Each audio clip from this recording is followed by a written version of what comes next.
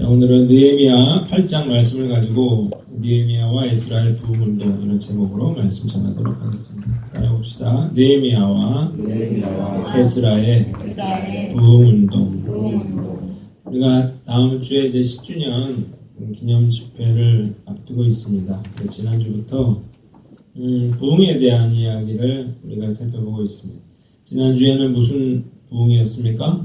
미스바에 임한 하나님의 부흥의 역사에 대해서 생각을 해봤어요.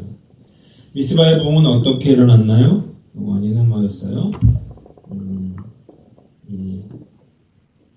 하나님을 사모하는 마음이 그들에게 있었다는 것이고, 그리고 우상을 제거하고 하나님만 섬기기로 결단했다는 거고, 그리고 함께 모여서 기도했더라는 게 지난주에 드린 그런 말씀이었습니다. 그렇다면 이 성경에 그 미스바 말고 또 이런 큰 부흥의 역사가 일어난 그런 곳은 어디인가 제가 이제 한번 살펴봤는데, 오늘 저는 이 느헤미야서 8장의 수문앞 광장 대부흥 집회에 대해서 한번 생각해 보려고 합니다. 느헤미야서 여기에 이제 이런 부흥의 역사가 일어났는데요. 어떻게 이 부흥의 역사가 일어났는지, 그 원인이 뭐고 결과가 뭔가 우리가 살펴보고, 우리가 똑같이 하는 거죠.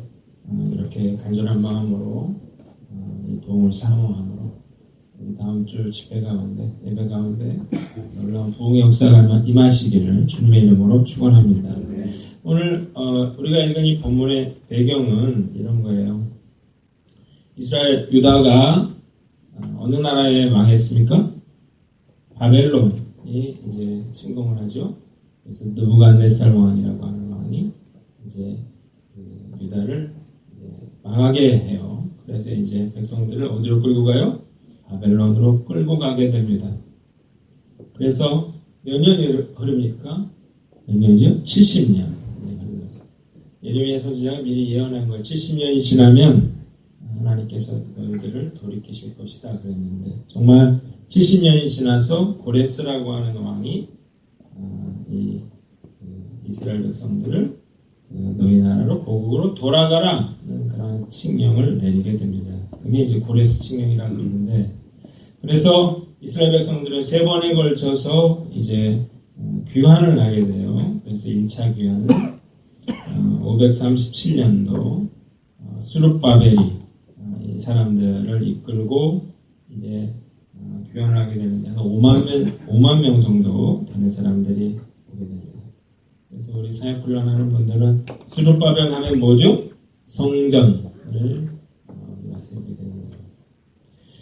2차 귀환은 458년도에 이제 에스라가 이제 그 사람들이 이끌고 돌아오게 되는데, 성전은 세워졌는데 백성들이 죄악 가운데 살고 있다는 소식을 듣고 1750명 정도의 가량의 남자들을 이끌고 예루살렘으로 돌아오게 됩니다. 그래서 막 자폰이 있었잖아요. 그래서 이 문제를 해결하게 되는 거예요. 그리고 세 번째 3차 귀환은 444년도에 느헤미야가 이제 가게 됩니다. 원래 느헤미야는 뭐였어요? 이 아닥사스다 왕의 술관원이었죠. 그런데 고국이 성벽이 무너지고 성문은 불탔다. 그래서 어떻게 됐어요? 슬피 울었죠. 이걸 본 왕이 어째 슬피 우느냐 그랬더니 우리나라가 이렇게 되더라. 그랬더니 왕의 마음에 감동이 있었어요. 야, 이 나라에는 이런 충신이 없는데 이 무너진 지 70년이나 되는 나라에 이렇게 자기 나라 백성들을 생각하는 그런 사람이 있구나. 그래서 어떻게 해요?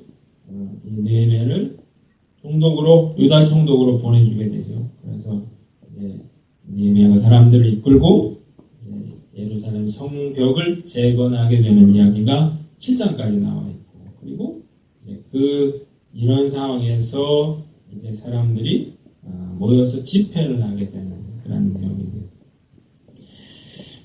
저는 본문을 통해서 그러면 부흥이 일어났다는데 그 부흥의 원인과 결과가 뭔가를 한번 살펴보려고 해요. 한번 따라합시다. 부흥의 원인. 수문앞 광장 앞에 일어났던 그런 놀라운 부흥의 원인은 뭐였느냐라고 하는 자, 우리 1절 한번 같이 읽어볼까요? 1절. 이스라엘 자손이 같이 앞에도 있는데 같이 한번 1절만 읽어보겠습니다. 시작. 이스라엘 자손이 자기들의 성읍에 거주하였더니 일곱째 달에 이르러 온 백성이 일제히 수문학 광장에서며 각자 이스라엘에게 여호와께서 이스라엘에게 명령하신 새 율법책을 가져오기를 청하니. 자, 오늘 말씀 보니까 수문학 광장에 모였던 이스라엘 백성들은 에스라에게 뭘 부탁했습니까? 율법책을 가져와 달라고 했어요. 그 이유는 그들이 하나님의 말씀 듣기를 간절히 사모했기 때문이었습니다. 그래서 이 광장에는 하나님의 말씀을 듣고자 하는 사람들이 새벽부터 장사진을 이루었다는 것입니다. 제가 생각해 보려고 하는 건 뭐냐면 이 사람들의 말씀에 대한 태도입니다. 따라합시다. 말씀에 대한 태도. 이들이 어떻게 했느냐? 첫째로 이들이 귀를 기울였다는 거예요. 2절을 보면 2절도 나와 있나요? 2절 한번 읽어보겠습니다. 일곱째 달 초하루에 읽어봅니다. 시작. 일곱째 달 초하루에 제사장 여스다가 율법책을 가지고 회중하고 남자나 여자나 알아들을 만한 모든 사람 앞에 이르러 수문학 광장에서 새벽부터 정오까지 남자나 여자나 알아들을 만한 모든 사람 앞에서 읽음에 못 백성이 그 율법책에 귀를 기울였는데 이스라엘 백성들이 귀를 기울였어요. 그런데 어떻게 했어요? 오늘 보니까 수문학 광장에서 새벽부터 정오까지 어떻게 했습니까? 율법책에 귀를 기울였다 그랬네요. 자, 그러면 새벽이면 몇 시 정도 될까요? 6시? 5시? 그렇죠? 정오면 몇 시입니까? 12시. 그러면 6시부터 12시까지면 몇 시간 동안 말씀을 들었습니까? 6시간. 이 사람들이 말씀을 들었다는 것입니다. 요즘 보통 교회에서 설교를 몇 분 정도 합니까? 대략 한 30분 정도 합니다. 저는 얼마 하는 것 같아요? 저는 30분에 40분 사이 합니다. 길게 하면 40분. 40분은 잘 하지 않고 보통 30분에 35분 정도 하는 것 같아요. 인터넷에 설교를 올리니까 제가 그걸 근거로 말씀드리는데 우리 교회에서 35분을 한다. 그럼 굉장히 긴 거예요. 왜냐면 다른 교회는 앞에 뭐 순서가 많거든요. 성가대도 해야죠. 뭐 특송도 해야죠. 그리고 무엇보다 광고가 있어요. 긴 광고가. 그러다 보니까 설교가 시간이 줄어들게 되는데 그럼에도 불구하고 설교를 길게 하지 못하는 이유는 뭐냐? 성도들이 긴 설교를 못 견뎌야 하기 때문에 그래요. 중국 교회가 날로 부흥한다 그러는데요. 이 중국 교회가 부흥하는 가장 중요한 원인 중에 하나가 뭐예요? 예배입니다. 중국의 예배는 중국 교회 예배는 놀랄 만큼 길다 그래요.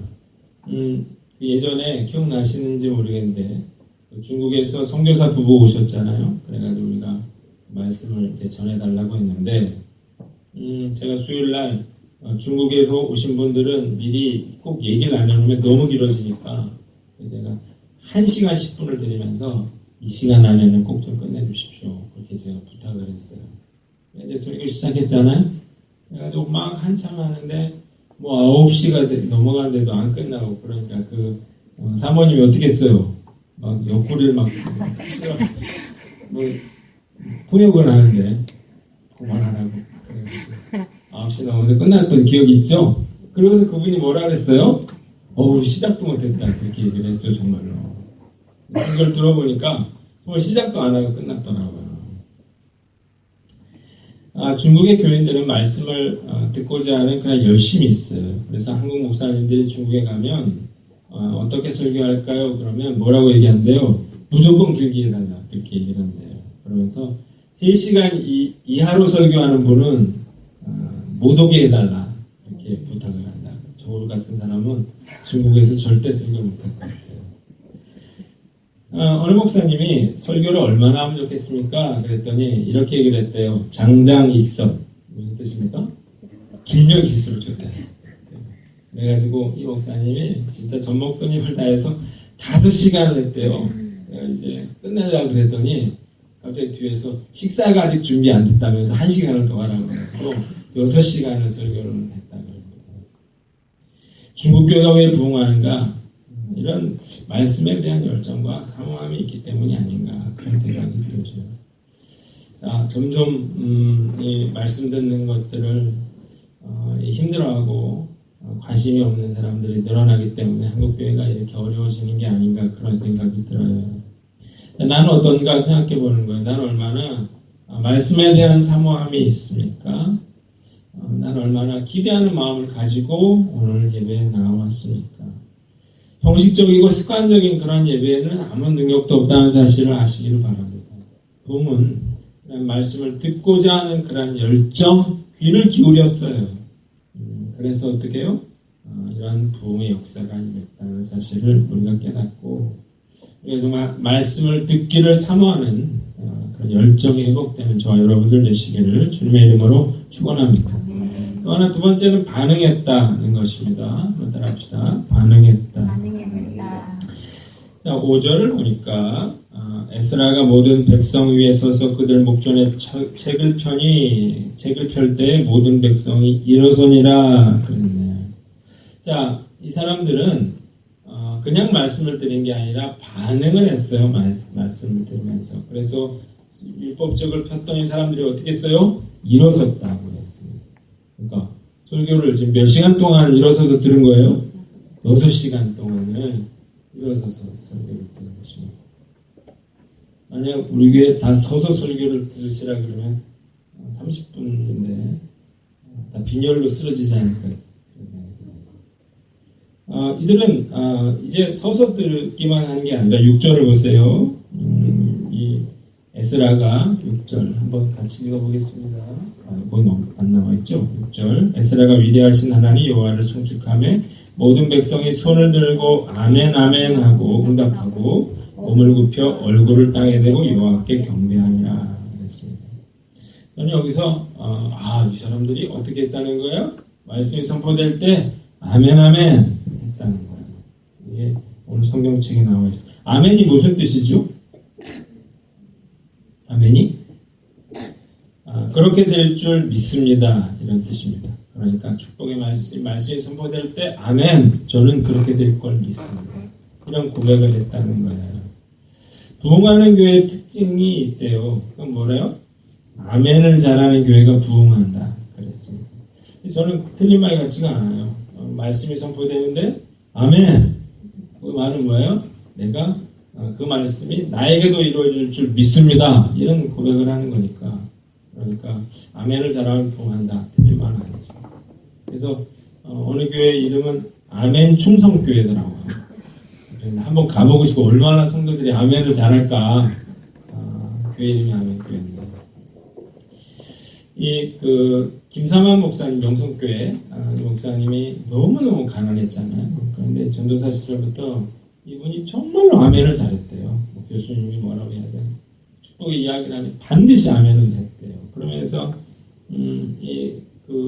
그러면서 하나님이 자기를 세계에서 가장 큰 장로교회 목사가 되게 해주셨다. 그런 간증을 했는데 이런 이야기 했었어요. 부산에 교회를 다니는 시어머니가 있었는데요. 그 아들이 장가를 갔는데 불신자 며느리를 이제 얻게 됐습니다.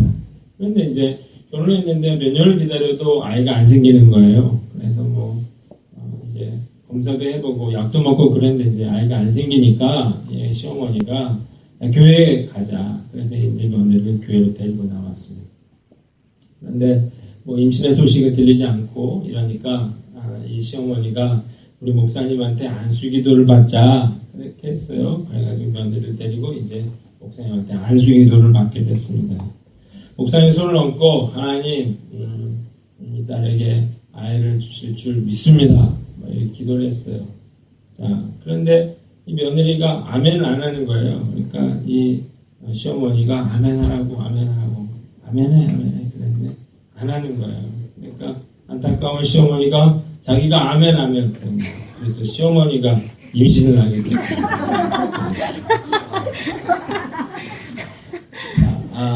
아멘에는 능력이 있다는 사실을 믿으시기 바랍니다. 나와 있잖아요. 여기 제가 한 얘기가 이 사람들이 어떻게 말씀이 선포될 때 아멘 아멘 했대잖아요. 그래서 어떻게 됐다는 거예요? 부흥이 임했대잖아요. 우리가 말씀이 선포될 때 축복의 말씀 무엇보다 그 말씀이 선포되면 아멘 이렇게 믿음으로 고백하시기를 축원합니다. 아멘. 어우 커졌어요. 우리게 부흥할 것 같아요. 아멘. 자, 이런 반응을 하는 거 굉장히 중요하다 이런 생각이 들어요. 내가 말씀을 들어도 내가 힘이 나지 않고 신앙생활이 즐겁지 않다 그러면 내가 예배에 그냥 멍하니 왔다가 그냥 돌아가지는 않는가 한번 돌아보시기를 바랍니다. 이스라엘 백성들이 적극적으로 말씀에 반응을 하고 그래서 큰 부흥의 축복을 맛봤다라고 하는 사실을 깨닫고 여러분들이 적극적으로 말씀에 반응하는 저와 여러분들 되시기를 주님의 이름으로 축원합니다. 두 번째는 말씀의 능력이에요. 한번 따라합시다. 말씀의 능력. 말씀의 능력. 우리가 말씀에 집중해야 되는 것은 그 말씀에 하나님의 능력이 있기 때문입니다. 이 성문 광장에 부흥이 임하는 건 뭐예요? 에스라가 들려준 그 하나님의 말씀의 능력이 있기 때문이죠. 8절로 9절을 볼까요?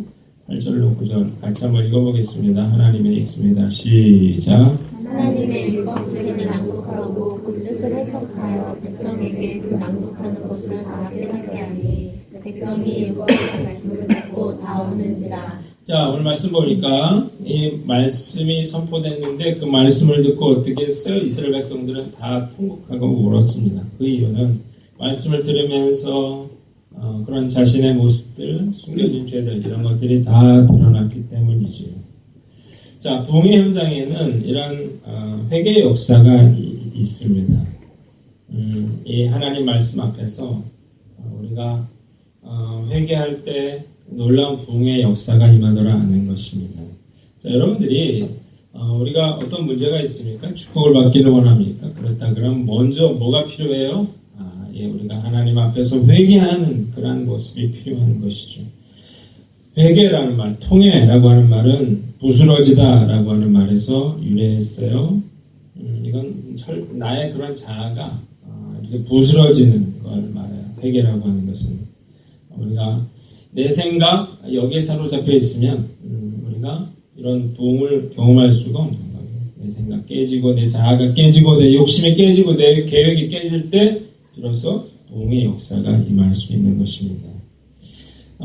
제가 말씀을 전하면 끝나고 나면 목사님 어떻게 내 이야기를 알고 있지? 이런 분들이 있는데 저는 여러분들의 이야기를 하나도 모릅니다. 그냥 말씀의 이야기를 했는데 듣다 보면 그 말씀이 나에게 주시는 내 마음을 찌르는 그런 말씀이 되는 거예요. 그래서 히브리서 4장 12절에 하나님 말씀은 살아있고 활력이 있어 좌우의 날선 어떤 검보다도 예리하여 혼과 영과 및 관절과 골수를 찔러 쪼개기까지 하며 또 마음의 생각과 뜻을 판단하나니 이렇게 기록이 되어 있습니다.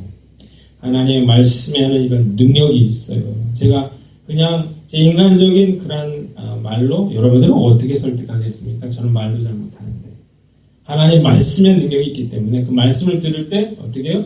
가슴이 찐해오는 거죠. 그리고 내 안에서 이런 회개의 역사가 부흥의 역사가 일어나게 되는 것입니다. 웨슬레 감리교를 창설한 사람이죠. 이분이 회심한 그리고 이런 위대한 능력의 종으로 쓰임받을 수 있었던 것 역시 말씀의 능력 때문이었는데요. 이분이 어느 날 저녁에 이 내키지 않는 마음으로 올더스게이트 거리에 있는 한 집회에 참석을 했대요. 그런데 거기서 한 사람이 루터의 로마서 서문을 읽고 있었습니다. 예수 그리스도 안에 있는 믿음으로 말미암아 의롭다함을 얻은 우리는 이게 9시 한 15분쯤 그 말을 읽고 있는데 갑자기 마음이 뜨거워지면서 그가 이런 고백을 했어요. 그 순간 나는 그리스도를 신뢰하게 되었다. 그리고 예수 그리스도는 나 같은 죄인의 죄까지도 죄와 죽음의 법에서 구원해 주셨다는 확신을 얻게 된 것이다. 그 말씀 한 구절을 듣고 그가 회심하게 되고 쓰임받게 됐다는 거예요. 마틴 루터도 마찬가지죠. 종교개혁을 어떻게 했어요? 로마서 1장 17절 복음에는 하나님의 의가 나타나서 믿음으로 믿음에 이르게 하나니 기록된 바 오직 의인은 믿음으로 말미암아 살리라 한 것 같으니라. 이 말씀을 그가 읽다가 은혜를 받아서 종교개혁을 하게 되는 거예요. 부흥의 역사가 일어나게 되었다는 거예요. 우리가 하나님의 말씀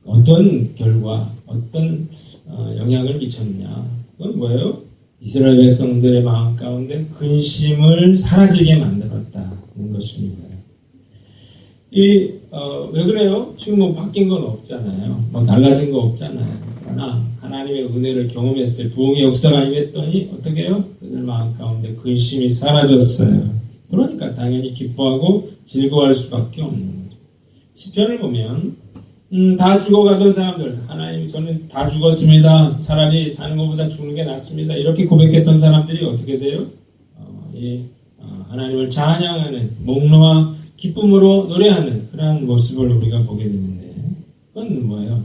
하나님이 그 마음 가운데 근심을 이렇게 해결해 줬기 때문이었다는 것입니다. 은혜가 임하면, 은혜를 받으면 그러면 근심이 사라집니다. 그 이유는 뭐예요? 살아계신 하나님을 내가 확실하게 믿게 되기 때문에 그래요. 하나님 살아계신데 내가 뭐하러 걱정을 하지? 이런 생각을 하기 때문에, 그래서 문제가 없어서가 아니라 문제가 있어도 하나님이 크게 보이기 때문에, 그래서 어떻게 근심이 사라지게 되는 것입니다. 믿음이 병들면 생기는 증상이 있어. 그게 뭐예요? 근심한다는 거죠. 내가 믿음이 병들면 하나님이 안 보이기 때문에 자꾸 근심하고 염려하고 걱정하게 돼 있어요. 저는 오늘 이번 집회를 통해서 여러분들이 가지고 있는 그런 모든 걱정과 근심과 염려가 해결되시길 주님의 이름으로 축원합니다. 우리가 은혜를 받으면 그 근심이 다 사라지게 돼요. 하나님의 뜻 가운데 있겠지. 하나님이 도와주시겠지. 하나님이 이 문제 해결해 주시겠지. 이런 마음을 갖게 되기 때문에 마음속에 이런 걱정, 근심, 염려가 다 사라지는 거예요. 왜 걱정하나요? 우리가 문제를 해결 못하니까 걱정하죠. 그런데 사실 해결 못하는 문제를 가지고 왜 걱정하나요? 해결이 안 되는데. 그렇잖아요. 정말 생명이 달린 문제 앞에서는요, 우리가 아무것도 할 수 없다는 사실을 비로소 알게 됩니다. 자, 우리가 해야 될 일은 걱정하는 것이 아니라 하나님의 은혜를 구하는 거예요. 하나님의 은혜를 내 안에 부어주시고, 그리고 내가 그 일들을 감당할 수 있는 능력을 부어달라고 그렇게 기도하며 준비하는 저와 여러분들 되시기를 주님의 이름으로 축원합니다. 두 번째는 부흥은 뭘 가져다 줍니까? 즐거움을 가져다 줍니다. 따라합시다. 즐거움. 자, 울지 말라고 했어요. 오늘은 기쁜 날이라고 했어요. 그리고 뭐라고 했어요? 살진 그런 짐승을 잡고 그리고 단 것을 만들어 먹으라고 했어요. 그래서 가난한 사람들을 위해서 서로 나누면서 먹고 마셨어요. 그러면서 그들이 어떻게 했습니까? 즐거워했다는 거예요. 이 즐거움은 세상이 주는 즐거움이 아니었어요. 이 즐거움은 하나님이 그들에게 주시는 즐거움이었습니다. 이들은 정말로 오래간만에 100년 만에 정말 하나님이 주시는 큰 기쁨을 느꼈어요. 자, 이 세상 사람들은 전혀 모르죠. 세상 사람들은. 왜 교회 그렇게 열심히 나가는? 저희 아버지가 예전에 그랬거든요. 야, 너는 교회 뭐 떡이 나오냐 밥이 나오냐? 교회 뭐 그렇게 교회 열심히 가냐? 떡이 나오고 밥이 나오진 않아도 어떻게 교회 가면 뭘 내가 경험하는 거예요? 세상이 줄 수 없는 그런 놀라운 기쁨이 있기 때문에 교회를 가는 거거든요. 세상 사람들은 모르죠. 왜 저렇게 좋아하는지, 왜 저렇게 기쁜지. 봉사하고 헌신하면서도 그런 하나님 주시는 그런 은혜와 축복이 있는데요. 자, 오늘 말씀을 보면 뭐라고 되어 있습니까? 12절 먹고 마셨기 때문에 이들이 기뻐했던 게 아니었어요. 오늘 말씀 보니까 이는 뭐라고 했어요? 그들이 그 읽어 들려준 말을 밝히 알라 그랬어요. 그들이 하나님 말씀을 깨달았어요. 그래서 어떻게 해요? 그 마음에 기쁨이 임했던 거죠. 먹었기 때문에, 같이 모였기 때문이 아니라 하나님이 나를 사랑하신다고 하는 사실, 하나님이 나를 향한 놀라운 계획을 갖고 계신다는 사실을 그들이 깨달았어요. 그래서 어떻게 해요? 그들은 그 마음 가운데 기쁨을 경험하게 되는 거예요. 교회에 나옵니까? 우리 다 죄인이잖아요. 교회 뭐가 있어서 나오는 게 아니에요. 우리가 교회 나오는 이유는 하나님의 말씀이 깨달아지고 그 말씀이 나에게 주는 자유함과 기쁨과 은혜를 누리기 때문에 교회에 나오는 줄 믿으시기 바랍니다. 이게 정말 하나님의 축복이거든요. 그 말씀을 통해서 하나님이 나를 버리지 않았구나. 하나님이 나를 사랑하시는구나. 제가 여러분 대신 하나님을 대신해서 여러분들에게 말씀드립니다. 하나님은 여러분들을 사랑하십니다. 하나님 여러분들을 결코 버리지 않으십니다. 이걸 믿으세요. 그러면 어떻게 해요? 걱정 사라지고 두려움도 사라지고 염려도 사라지고 어떻게 해요? 될 대로 되라 이렇게 되는 거야. 먹고 마시자 이렇게 되는 거죠. 이게 안 되니까 걱정하느라 뭐 밥맛도 없고 뭐 하고 싶은 것도 없고 늘 우울한 말씀을 통해서 정말 하나님의 말씀을 깨달아 알므로 여러분들 마음 가운데 세상에 줄 수 없는 놀라운 기쁨을 경험하시기를 주님의 이름으로 축원합니다. 자, 우리가 이번 집회 이제 말씀 마칠 건데요. 우리가 일주일 남았는데 일주일 동안 열심히 기도했으면 좋겠어요. 그래서 제가 저녁 8시부터 여기를 열어놓고 그냥 시간 될 때 와서 여러분들 기도하고 돌아가시도록 일주일 동안 그렇게 하시면 좋을 것 같고, 그리고 뭐 한 끼라도 우리가 금식에 동참하면서 집회를 준비하면 좋을 것 같고, 그리고 집회에 참여하기 전에 여러분들 기도 제목들을 쭉 쓰세요.